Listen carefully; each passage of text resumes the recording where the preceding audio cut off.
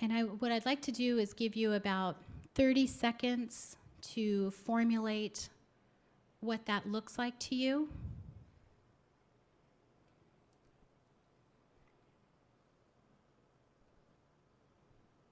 What does it look like? What does it feel like? What does it smell like? What's around you? Who are you with? What are you doing? How are you using your personal signature stamp? How are you using your gifts and talents in the world to express yourself in a way that brings you joy?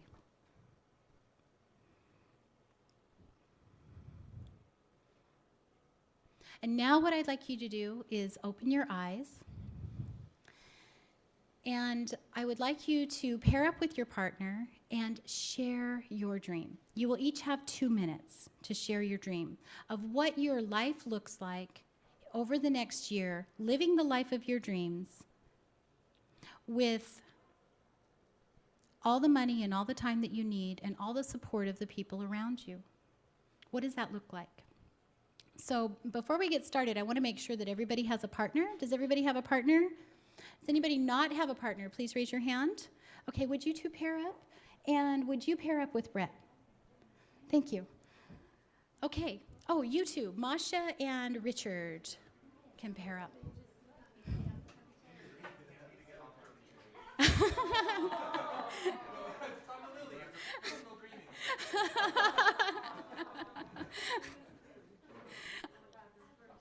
Okay, so what I'd like you to do is share your dream with your partner for 2 minutes, and then when 2 minutes is up, I will let you know, and then we will switch partners, okay? Okay, ready? Go.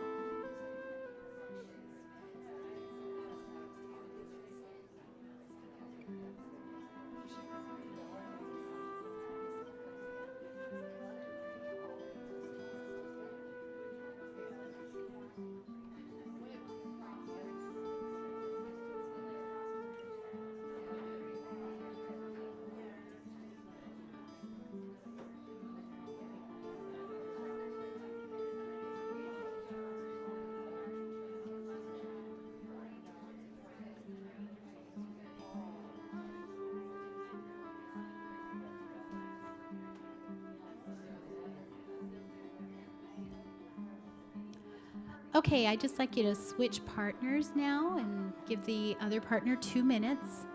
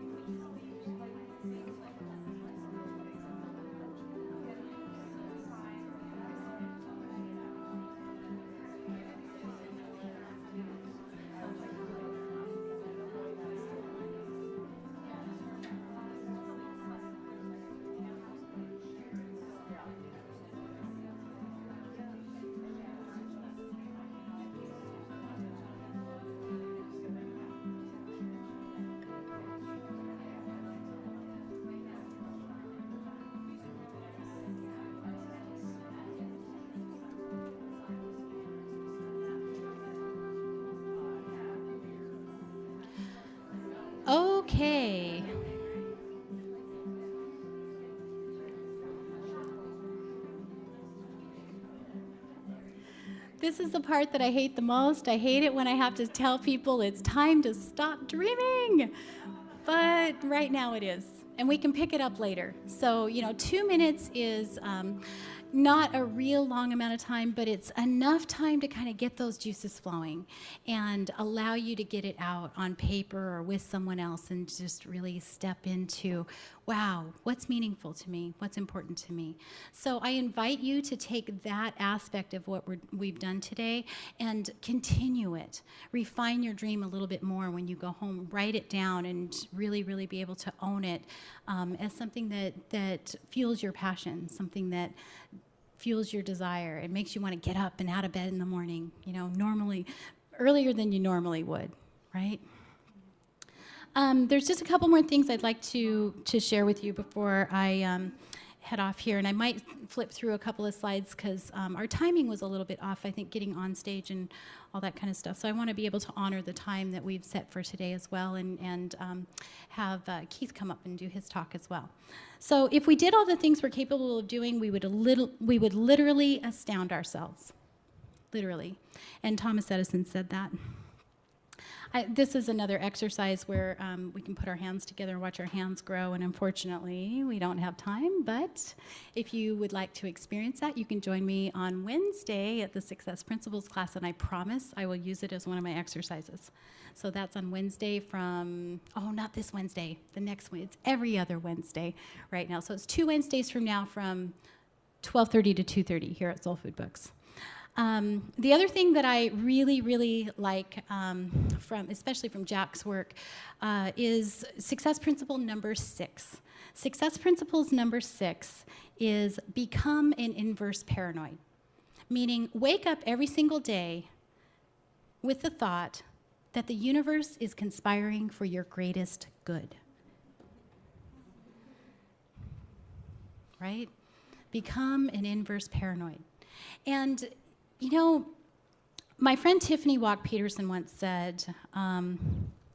asked a group of us when we were going through our training, do you believe, she said, that this work, that this stuff, that this life is happening for your greatest good all the time, or only when it's working for you? That was pretty powerful.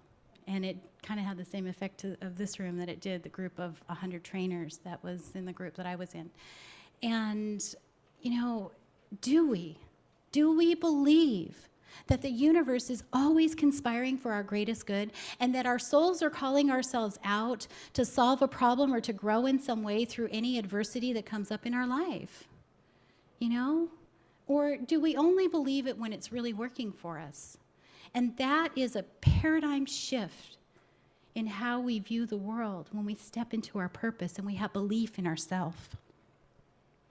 I invite you to thaw the iceberg of our conscious mind and dip into the beauty of your subconscious mind through your thoughts, your habits, your actions, and your words.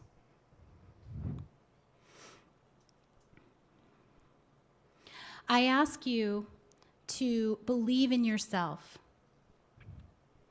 and stop the tug-of-war that many of us have between our inner thoughts and the desires that we really wish to create. And the last thing I want to talk about before I wrap it up is our dreams and integrity. I want you to ask yourself, how do I want my life to be? How do I want my life to be? And when I had to redefine my dream and recommit to a new dream, that was the first question I had to ask myself to get clear. How do I want my life to be? What does it look like? Professionally, personally, romantically, as a parent, financially, health-wise? What does that look like? How do I want my life to be? Many of us are good dreamers, but we need help in the strategy department, and others are really great in strategy, but we need help in dreaming. And what I do is I help people bring that together and find that balance in their life. Intention and integrity are 2 major keys to manifestation.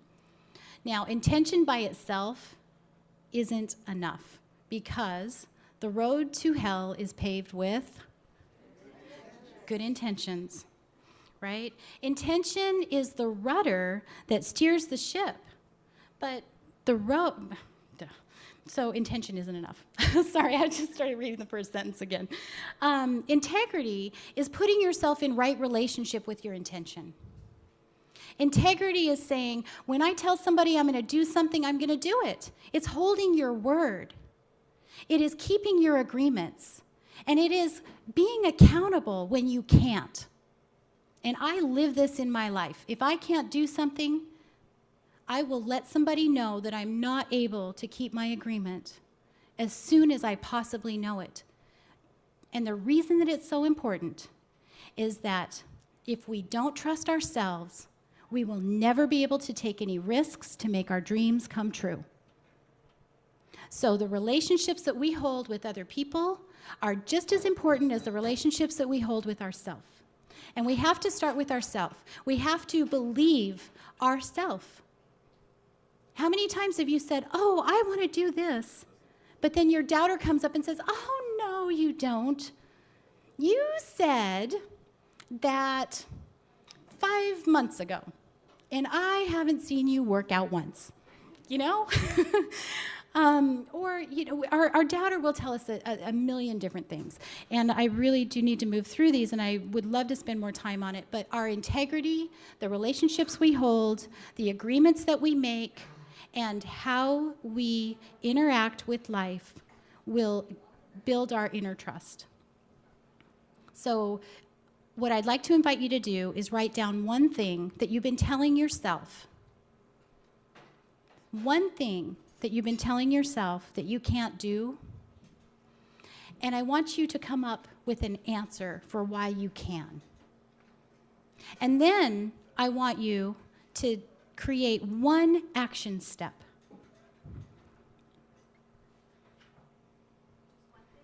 One thing. One action step. I want you to use your passion as a barometer for making decisions and choices. I want you to say no more and no thank you to what doesn't serve you and yes to the things that do.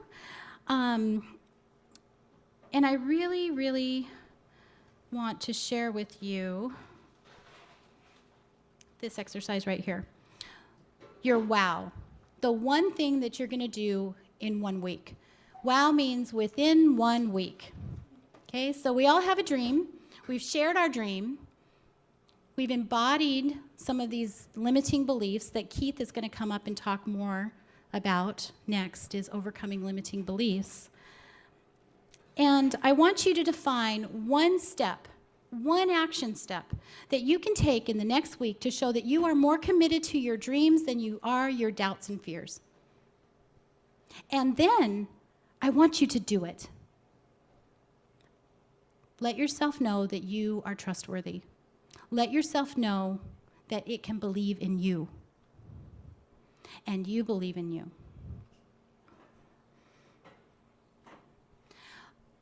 I love this part. Just the closing is so beautiful.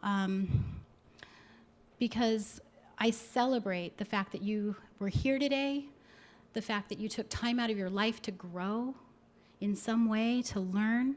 We are ever unfolding. We are always growing. We never stop.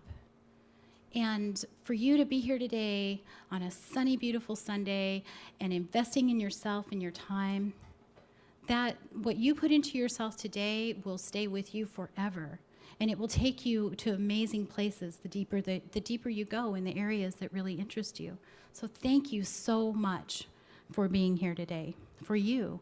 And I want you to know that your dreams are important. Your dreams are important. And that I believe in you. I believe in you. So give that gift to someone else. Give the gift of believing in their dreams to them. And the world will shift in a beautiful way, faster than we could ever even imagine. So I'll be at the back table. I have 5 different programs that I offer people. Everything from a $35 program, which I'm actually giving away for free, which is a half-hour teleseminar class with an ebook. So if you're interested in receiving that, I have a sign-up sheet on the back table. And I can also talk to you about some of the other classes that I have, all the way up to my private coaching program for those of you that might be interested in exploring that as a possibility. And I just want to say thank you again. So, namaste. Thank you.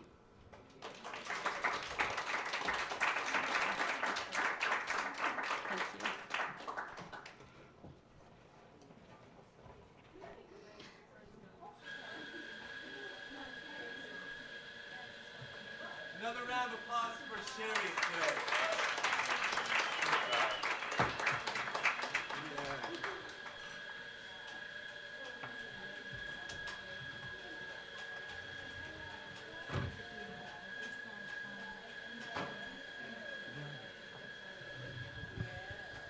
Well, let's bring up Keith Livingston next as our final speaker in the series today.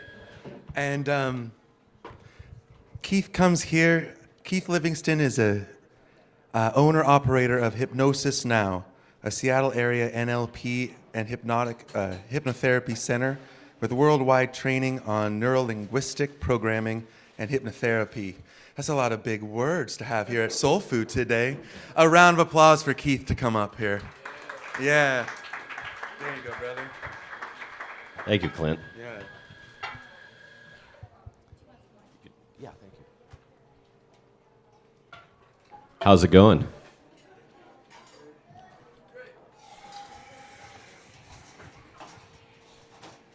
You know, it's different from up here than it is from out there. One of the things is there's numbers on this floor that you can't see from out there. Number 1. I've always felt like number 1. Now I get to stand here. Anybody feel like number 2? All right. Thank you. And what's your name, sir? Vincent. Hi, Vincent. Oh, you're my son. Okay.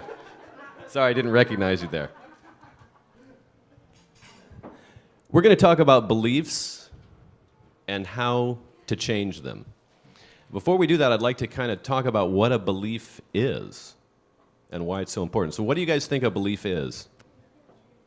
Sherry? Belief is nothing more than a thought that we think over and over again. A thought that we think over and over again. That we tend to believe? Yes, we believe a belief. Yes. Who else wants to add to that?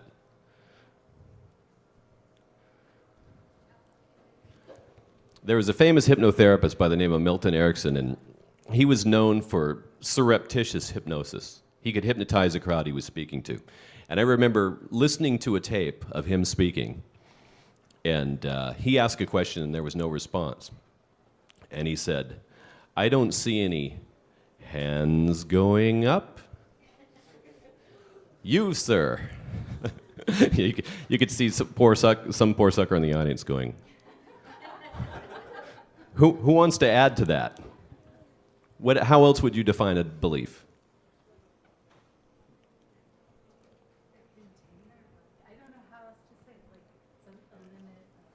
A container, a limit, what does it contain and what does it limit? It's your sense of reality. It contains your sense of reality. And you know, your sense of reality controls what you see. Your sense of reality controls what you hear. Your sense of reality controls what you feel. And those all drive, especially the feelings, drive what it is that we do. So if you don't have beliefs that support what you want to do, then you typically don't do it. When I was doing therapy, as a therapist, not as a client, Lord knows I'm not done with the other. When I was doing therapy, people would come in and they would say, sometimes they'd go, "I have tried everything. Everything." And I would say, "Have you tried standing on your head and saying booga, booga, booga?" My son likes that one. Thank you. I wish my mother was here. I'd have 2 people laughing. They usually just laugh at me at home. And the point was, they hadn't tried everything. They'd tried everything that was in their frame of reference, which was driven by their beliefs. And guess what? since that particular area of their life wasn't working, you know that they have a belief that isn't helping them get there. So it's a catch-22. But that's the golden part of it.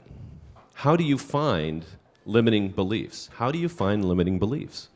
Because, and the phrase I've been using lately is swimming in our own water. When we swim in our own water enough, it seems like reality to us, right?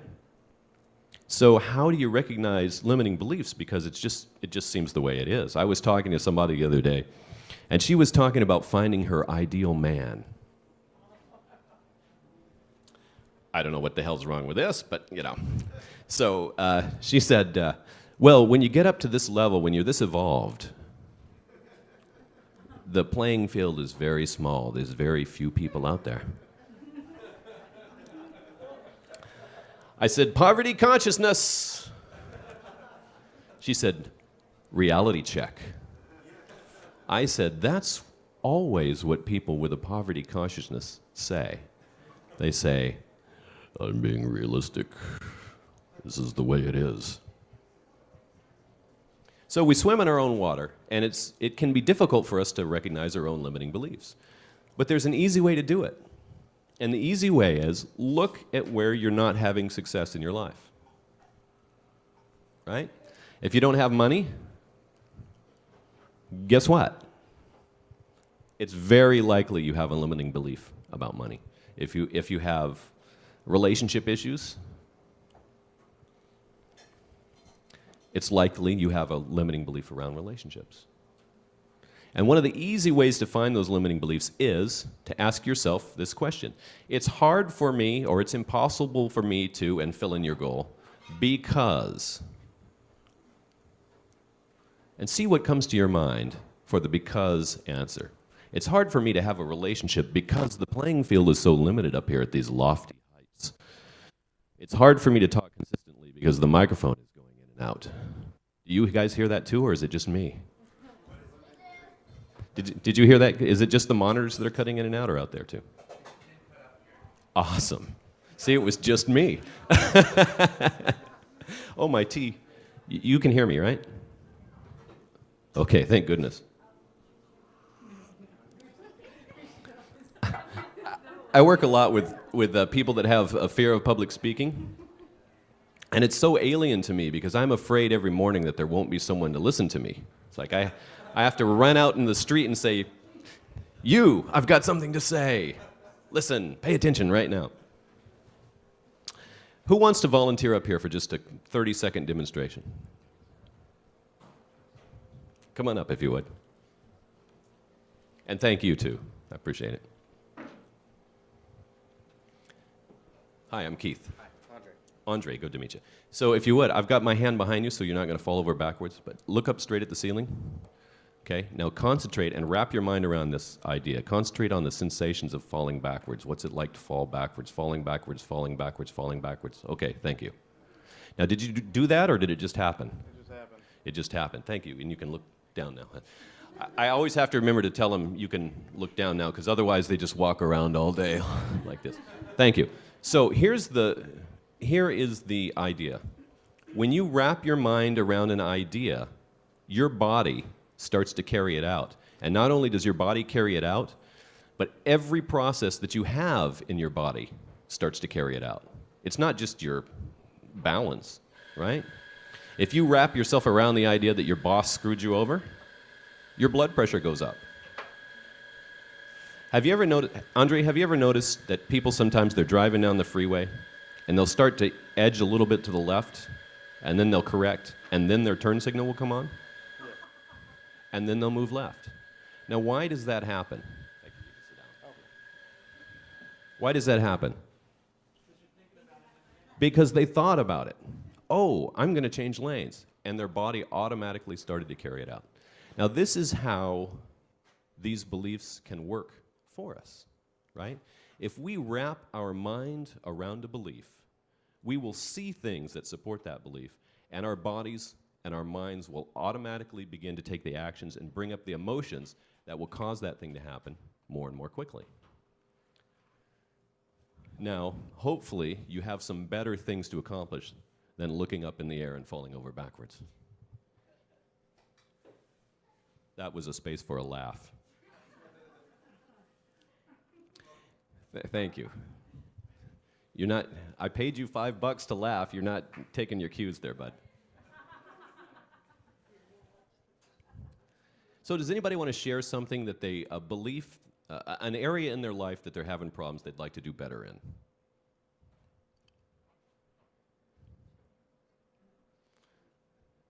I don't see any hands going up. Your hand started to move there. Do you have one? I saw this. I'm willing to share a pinky. Is there a... Okay, sure. Yeah, okay. What is it? Career. Career. And is you want to leave it that level of specificity? Or? No, I'm asking seriously because... I'm ready to change career and start my own business. Okay, you want to start your own business. And that is difficult because... Lack of a steady paycheck. Personal. It's difficult to start your own business because... Because steady paycheck? Lack of a steady paycheck. Okay. Now that's interesting. And it's true, isn't it? I mean, we could break it down. We could break it down any number of ways. So, what's your name? Edie? Thank you. And we'll get back to that. Anybody else have one they want to share? Go ahead. Just feel frustrated every time I sit down to write my next great American novel. Okay, so you're not okay with that? I'm not okay with being frustrated. You're not okay with being frustrated. You'd like to be able to write the great American novel without being frustrated. Or children's books. Okay, so so it's difficult for me to sit down and write what you want to write without being frustrated because it doesn't come out perfect. Does it come out perfect if you're frustrated? Does it come out perfect if you're frustrated? You're frustrated because it doesn't come out perfect. Okay. Okay. We'll get back to these. What I want to do now is say some things that oftentimes I say to people and they don't like. So just keep in mind that you really like me, even if you don't like what I say. Keep that in mind. That's a nice presupposition, isn't it? Keep that in mind. Beliefs are thoughts that we have that we do think over and over again. And the reason that we believe them is purely mechanical. It has not much to do with reality. It's the way that we think them. And it's the feelings that we have when we think them. Think for a moment about something that you think is not very likely. It's not very likely that well, I don't know, the Mariners will win the World Series this year. How are they doing? They're doing good? Well, let's pick something else then. The Sonics. No, sorry.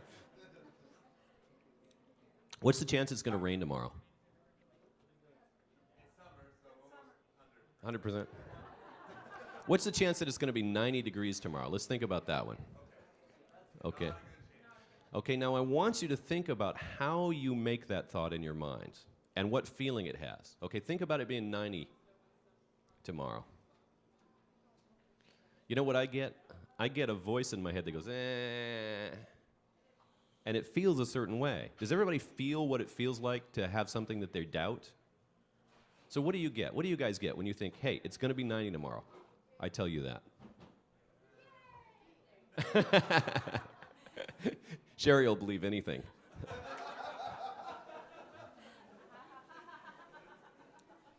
Which is quite a useful trait for others. What do you get? What thoughts, when you say to yourself, it's going to be 90 tomorrow, where's the feeling in your body? Why'd I move from California? I could just go back there. You go back there, so it's going to be 90 somewhere else. So you make it true by switching the context. Okay, so who else has anything? Well, I just sort of think, oh, that's impossible, and I sort of shut it down, and that's the end of it. Okay, so you make you have some internal dialogue that tells you that picture that you're making is not true. Is that correct? Yeah. You're wearing a Hawaiian t-shirt. So does it feel real to you that it's going to be 90 tomorrow? I'd like to You'd like to leave the opportunity open, so you're willing to consider it as a possibility. Can you think of something that you definitely know isn't true?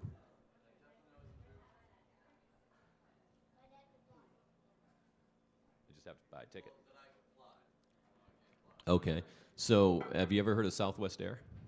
I'm sorry. Oh, so you can. Are you on a list? No. So, you can't fly without the aid of. Okay. Now, when you think of that, how is it different in your mind than the possibility that it's going to be 90 tomorrow?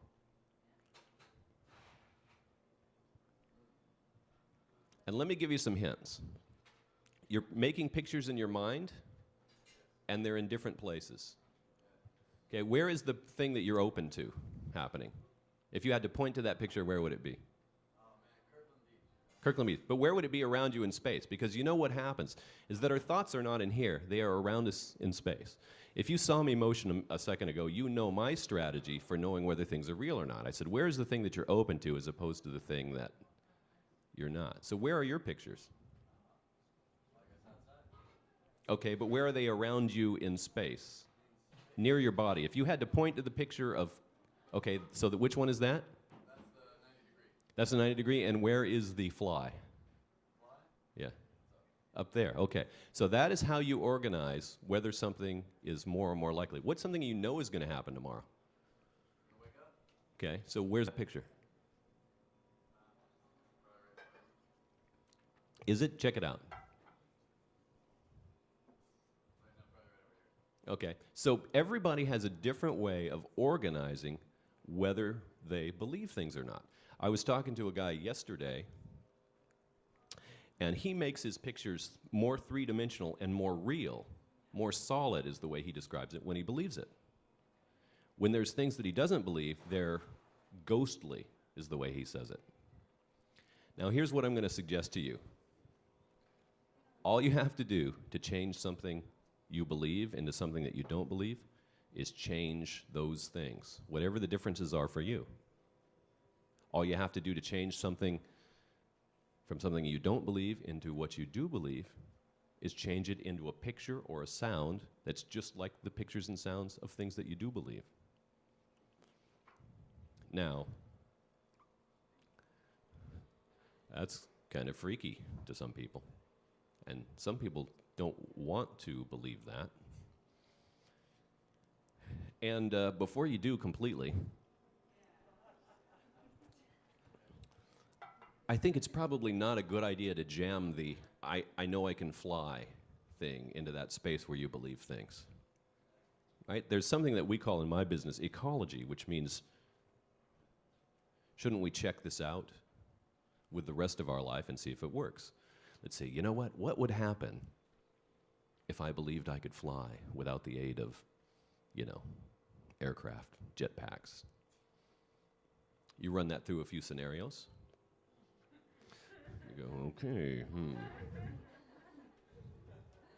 That interferes with the health quadrant.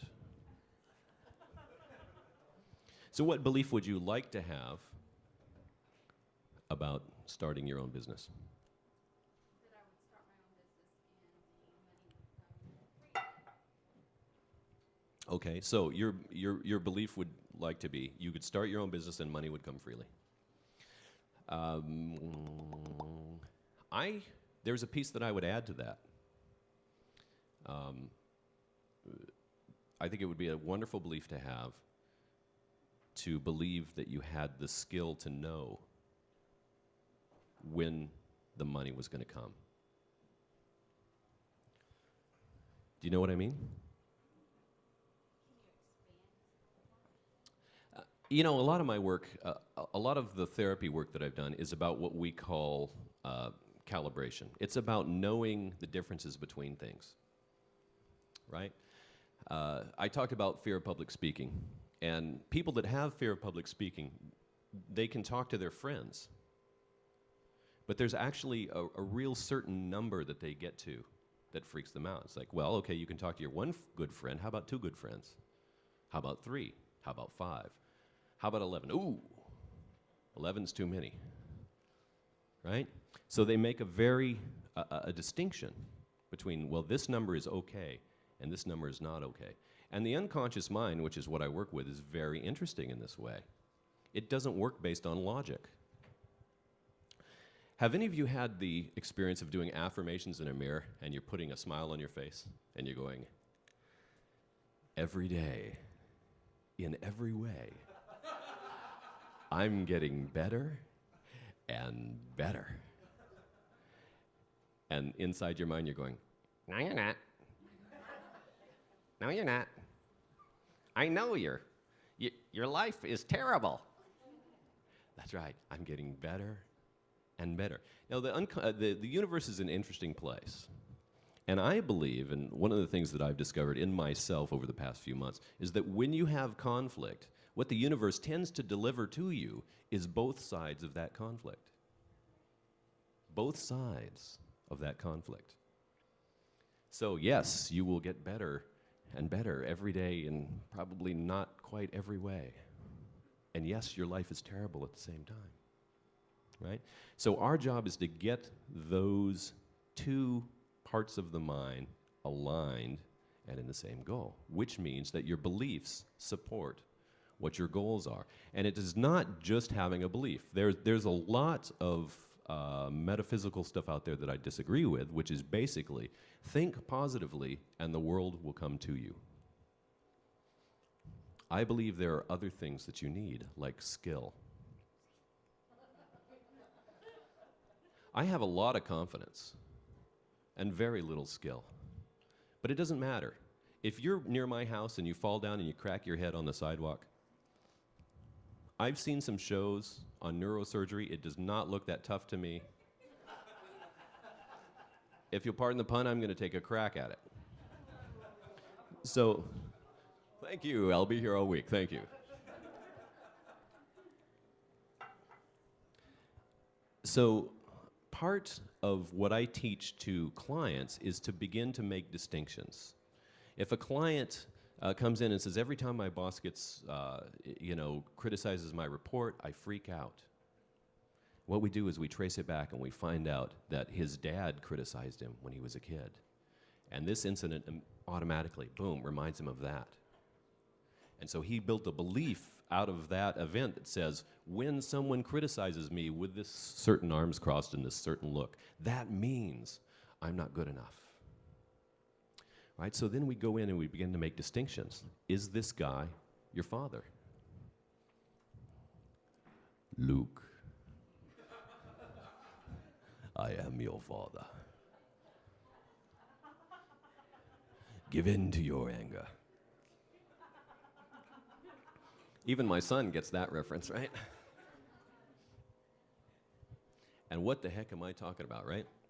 So we begin to make distinctions and draw the distinctions in the unconscious mind so that that person knows, hey, this situation is not that situation, and you begin to become free from your history. So the question is, what skills do you need in order to be in a place where not only are you ready to go from your career into your own business, but that you know that that business is ready to support you, at least as well as your previous employment did. So that is the question that I would ask. You're in an interesting situation because, in my opinion, what has to happen, there's something called the Walt Disney Creativity Strategy. And I'm not sure I remember all the steps exactly, but it basically goes like this. There's a dreamer space, and I'm going to use number 4 here for the dreamer. The dreamer space goes, okay, what is possible? Not even what is possible, what can I create? What is my wildest dream? And you just start dreaming, and you dream, and you dream, and you dream. And it's like a brainstorming session. Now, there's one thing you can't do in this dreaming phase. You can't criticize. You just have to dream. Okay? When you've dreamed your fill, you go to the next step. Okay. What would this take? What resources would this take? Is this worth it? You know, you start lopping stuff off. When you get it to a more practical phase, you go into another phase, which is like critical.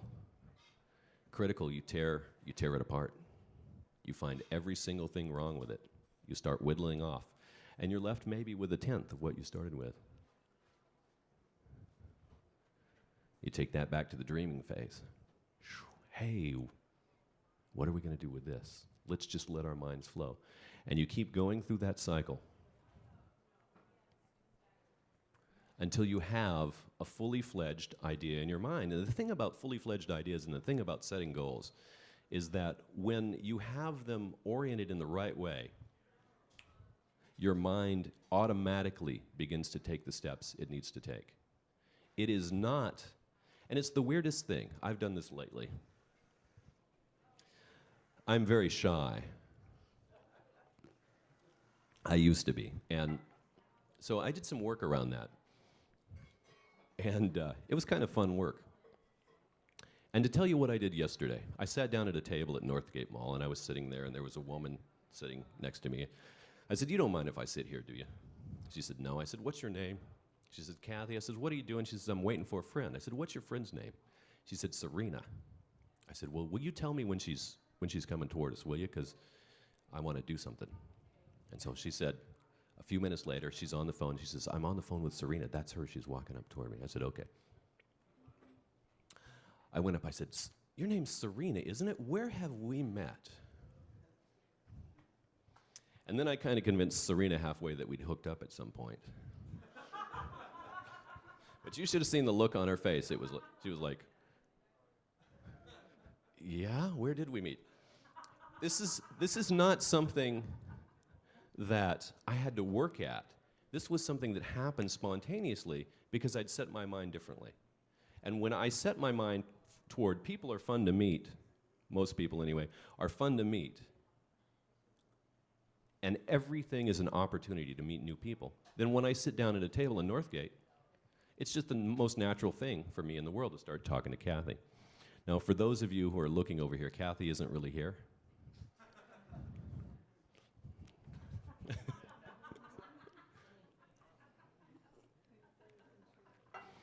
So, in order to do this particular piece of work, what I did is I started talking about things that I believed and things that I didn't believe. And I noticed that I was talking about them, I was going like this and like this. And for me, in this particular context, beliefs were a picture that was right here. And it was about yay big. And as you can see, it's rectangular. And it has a certain kind of color to it. Things that I didn't believe were down here, smaller, further back, and had less color. And so here's what I did. I took the thing that I believed, which was I'm not very good at meeting people, I'm shy, all those kind of beliefs. I actually made a list. I think there was 37 of them, crappy beliefs about meeting people. And that was in my belief space. And I took the things I didn't believe, but that I wanted to, and that was in my not belief space. And I took them and I shoved them out into space. And then when I allowed them to come back, actually, I didn't allow them to come back. They came flying back at me. And I locked them back in the opposite place. So now the thing I wanted to believe was there. Now I did that maybe, then I put them back and did that maybe a dozen, 14, 15 times until when I looked at those things, I believed what I wanted to believe.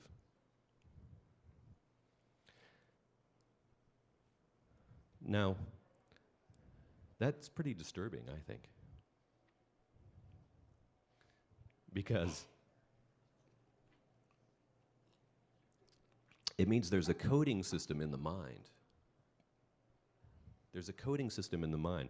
There's a way we sort things that lets us know whether we believe them or not.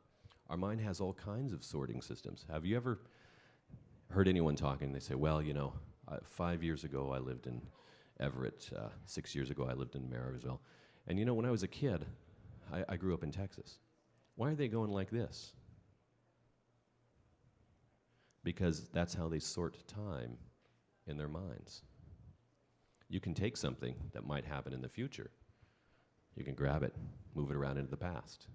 You can take, actually I've noticed many people that have experienced trauma, they arrange their time like, a lot of people arrange their time from left to right, or in a V shape or something like that. But typically, people that have experienced trauma that's bothering them, they'll have a past like this, but when they talk about the trauma, It's right here. It's like this is just about to happen all the time. That's what it seems like to them, right? So it can be a useful thing to take that, move it out to where they can see it, get a good look at it, learn anything that you need to learn from that, and then put that in the past where it goes. Because what the unconscious mind, we've talked some about fear today, Sherry talked about fear. Fear is for the purpose of keeping us from making the same mistakes, right? How long does it take you to learn to keep your hand off of a hot burner? That is a rhetorical question, but you can answer it if you like. That's a way to get the hands going up, right? It takes an instant. Our unconscious mind learns very fast. And have you ever noticed if something like that happens to you, and the next time you're anywhere near a stove and you feel a little heat, you're like, oh. There was a comedian by the name of John Biner who used to do John Wayne imitations. And I saw him on a show, and he had a cup of coffee with a spoon in it, and he had the eye patch over one eye, like True Grit, and he starts to drink the tea. He brings it up about here, and he goes, better not do that again. Right? It's that pain that teaches us. So the unconscious holds on to pain and holds on to fear when it doesn't know what to do. So we take that old trauma, we move it out where we can learn whatever it is that we need to learn from it, and then we plop it in the past, and then you can go, hey, I'm good. So here's what I would suggest to you in terms of beliefs and how to change them. If you can't get your own beliefs, if you can't figure out what it is that makes the difference between something you believe and what you don't believe, start talking to somebody or film yourself as you're talking about two different things. Notice where you're motioning. Notice where your eyes go, because you're probably looking. When people say, you know, I talked to John the other day, they go like that. They're motioning to John in their imagination, right? So you can notice where you motion, where you look, and that will tell you where your pictures are. You can notice what internal dialogue is going on. If you can't get any of those, then remember, a belief is a thought that has a certain feeling behind it. You know you believe it, and the feeling of that knowledge is why you believe it. If there were something that you knew was absolutely true, but you had no feeling about it, how would you know it was true? You wouldn't. Have you ever noticed that people get convinced about crazy things sometimes? Have you ever noticed that Democrats and Republicans can look at the same event and have two completely different viewpoints of it?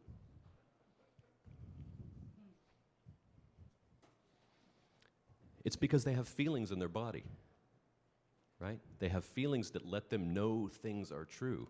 And of course, none of those things are true. It's just a feeling.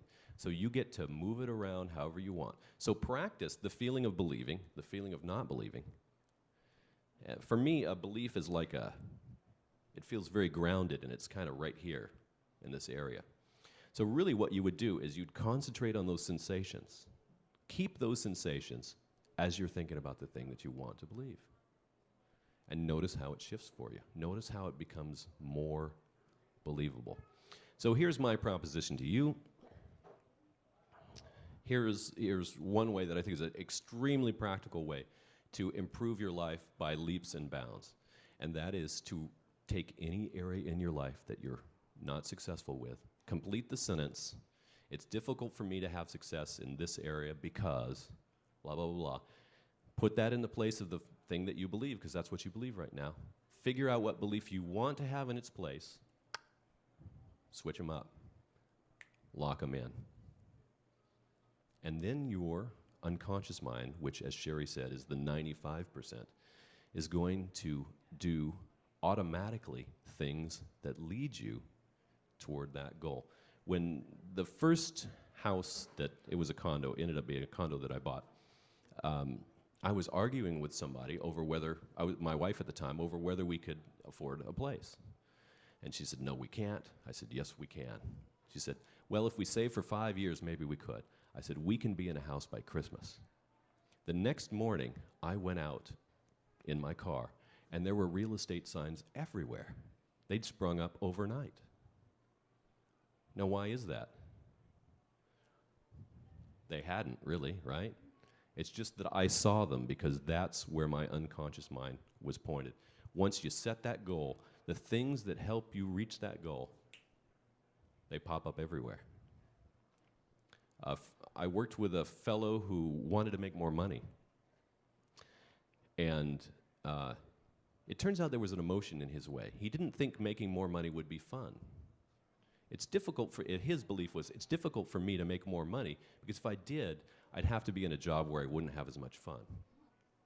So I messed with that idea in him until he had a different idea. He went to work the next day and he saw an ad in the company newsletter for a position that he'd looked at the day before. But his feeling had stopped him. He went, that probably wouldn't be very fun. And then he made up an excuse why he wouldn't want the job. The next day, he wanted the job, and he got it.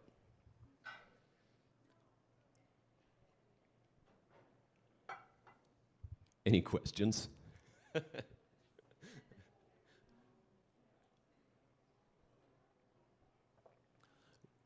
Whenever I do that and there's no response, I just really want to be Ben Stein from Ferris Bueller's Day Off, where he's asking the class and no one's paying attention. I know you guys have been, and he goes, Bueller,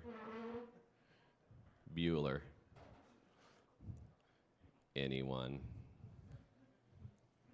Well, it's been a great day today. I'd really like to thank Sherry for putting this together and SoulFood Books for having us.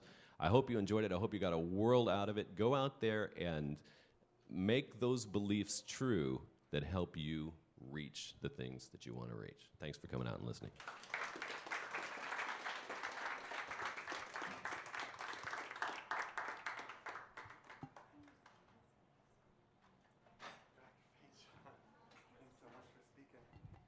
A round of applause for all the speakers today, for the Soul Sirens of Seattle, for Adam Seward, for Sherry Rogers, and Keith. This is a house of dreamers and of action people, of people who have gathered from all different places and ways of thinking to kind of just open up this idea of what if you did shoot for that dream.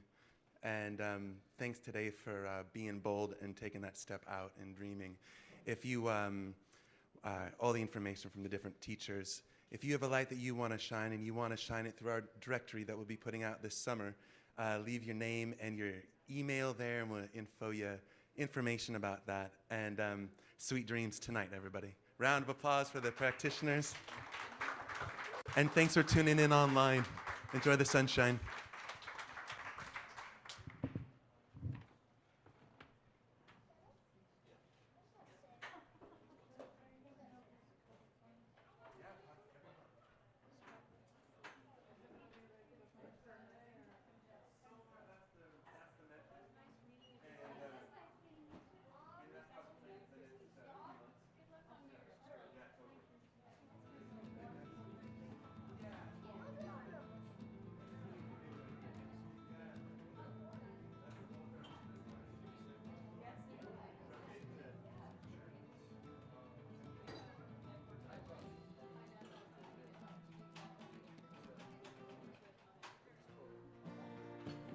When I need some place to go, maybe sit down and listen to a guitar show, pick up a book, find me something to read, or a cinnamon coffee is what I need. I go to SoulFood.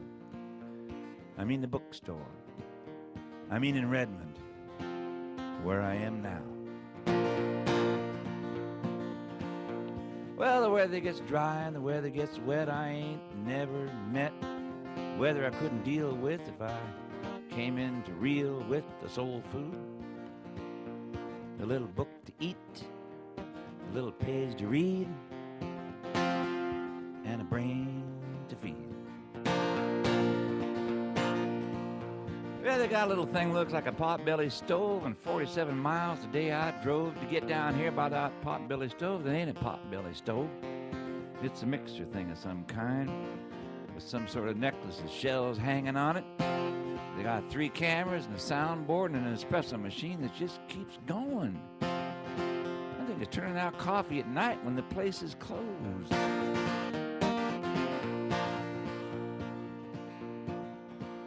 Well, I'll tell you the truth, and it ain't no lie. Bill Gates is living nearby, but I don't think he ever comes in here, 'cause his brain would have to get too clear. He can't do that. The numbers would go down, stocks would drop, and the micro would get way too soft.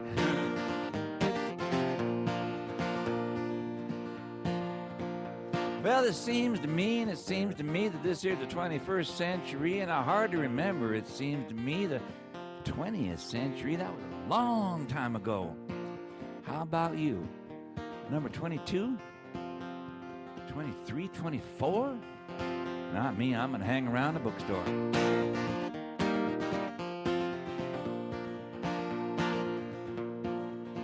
Now they got a CD or something like that coming out, and that's what this here song is all about. They got something coming up for the anniversary of the opening of the bookstore.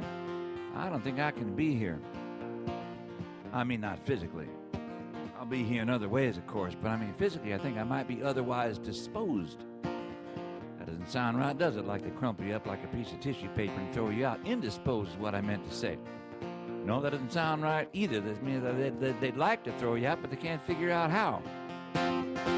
Otherwise engaged. No, that sounds like you're going to be married. That's not what I meant to say either. Otherwise employed somewhere else. I guess what I mean to say is, good luck and happy anniversary.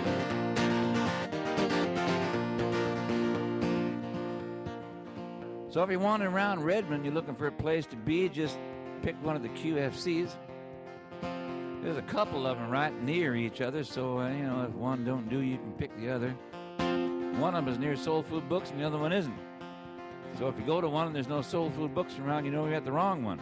Just ask them where the other one is. They'll send you over here.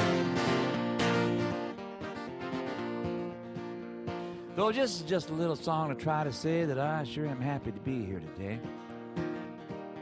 Where the sound is fine and the coffee is swell. The audience can lay around on the couch, sleep. And that's okay, and I try not to play songs that'll wake you up if you're asleep. And I try not to play songs that'll put you to sleep if you're awake. I try to kind of straddle that line between fully conscious and fully in dreamland. And the standing invitation is still there, like I said last time. Bill, you're on my guest list. Come on down.